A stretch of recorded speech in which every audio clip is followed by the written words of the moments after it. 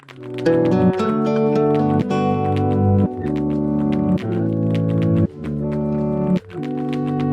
love the balance that the bicycle brings to the world and its power to make people, communities, and the planet healthier.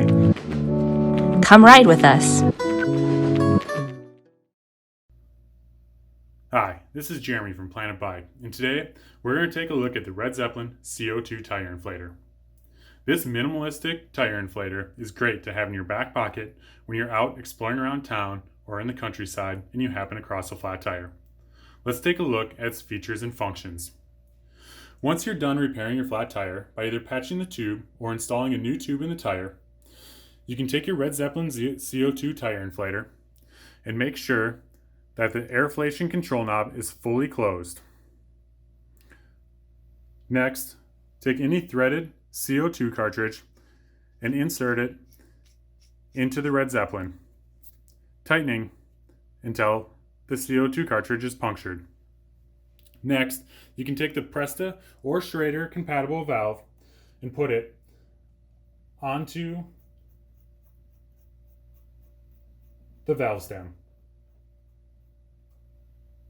Next, turn the airflation control knob counterclockwise to start inflation.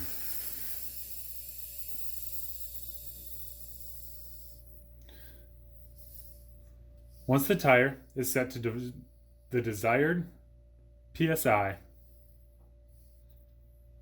you can unscrew the inflator and tighten the valve core down. If you're done using the CO2, you'll want to open the knob with the valve pointed away from you to release any remaining CO2.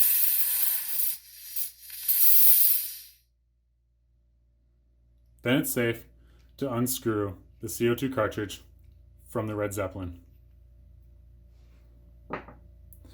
Now you're ready to reinstall your wheel onto your bike and go explore. We hope you enjoy this video, and we hope you come ride with us.